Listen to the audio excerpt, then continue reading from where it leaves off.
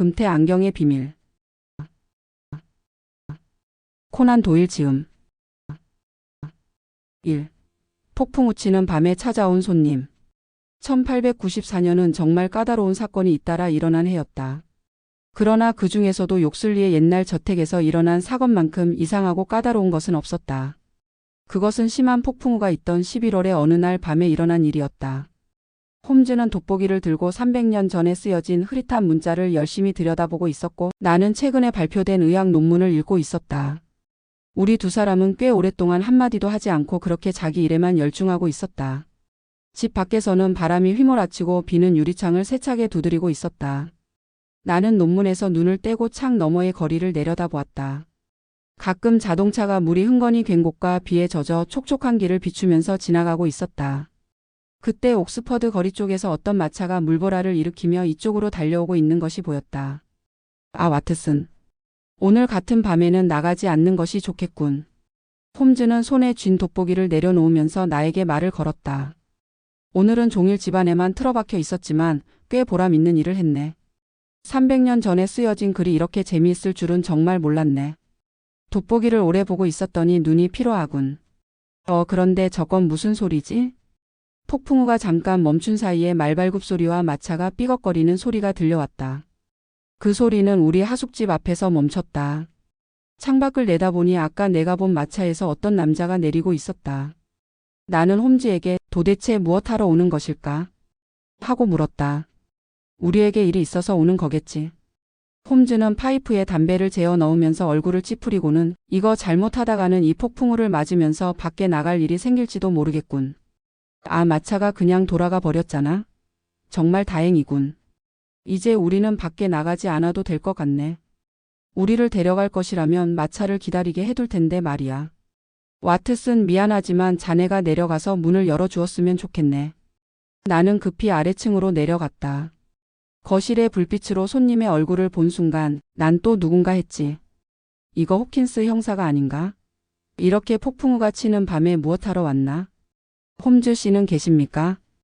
호킨스는 아직 젊지만 매우 능력이 뛰어난 형사였다. 그런데 오늘은 보통 때와는 달리 매우 초조하게 보였다. 어서 올라오게. 홈즈가 2층에서 외쳤다. 홈즈는 지금까지 몇 번이나 호킨스 형사가 맡은 사건을 도와준 일이 있었다. 비에 흠뻑 젖은 비옷을 벗고 얼굴과 손을 손수건으로 닦고 있는 호킨스 형사에게 홈즈가 말했다. 자, 이 난로 옆으로 와서 몸을 쬐게. 와트슨 선생이 곧 따뜻한 레몬차를 가지고 올 걸세. 그런데 이런 폭풍우가 치는 밤에 나를 찾아온 것을 보니 꽤 까다로운 사건을 만난 모양이로군. 그렇습니다. 홈즈 씨. 오늘 저녁 신문에서 욕슬리에서 일어난 사건에 대한 기사를 읽어보셨습니까? 아니, 오늘은 이 옛날 문자를 보느라고 신문도 읽지 못했네. 하긴 뭐 읽어보셨다 해도 그 기사는 짧은 데다가 또 내용도 엉터리였습니다. 사건이 일어난 곳은 켄트군의 차덤시에서 11km 정도 떨어진 곳이고 철도에서는 5km 정도 들어간 아주 시골입니다. 경찰서에 전보가 온 것은 오늘 오후 3시 15분이었고 사건이 일어난 욕슬리의 옛날 저택에 내가 도착한 것은 5시였습니다.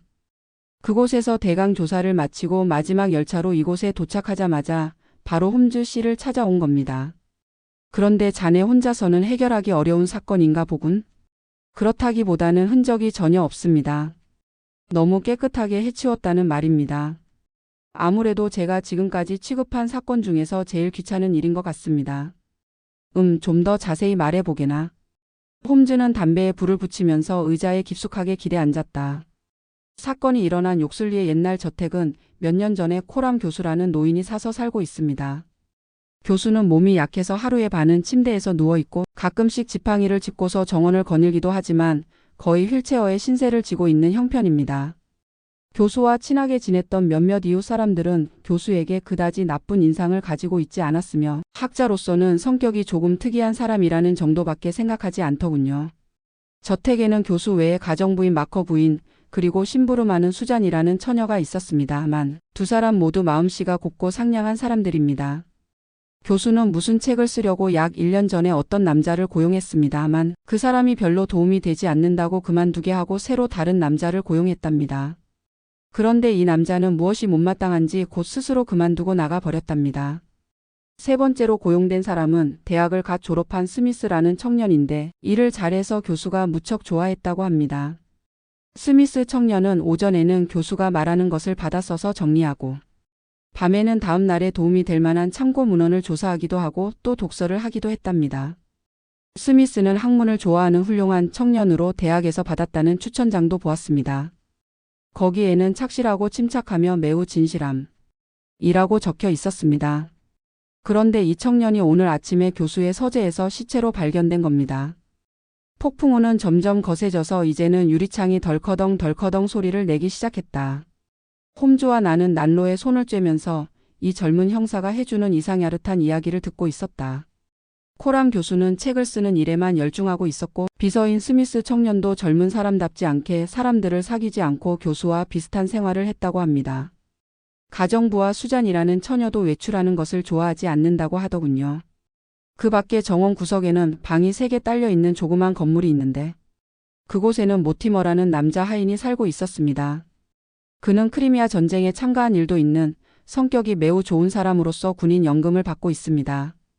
욕슬리의 저택에 살고 있는 사람들은 이것이 전부입니다. 홈즈는 가만히 고개를 끄덕이고는 약해진 난로불을 돋우었다.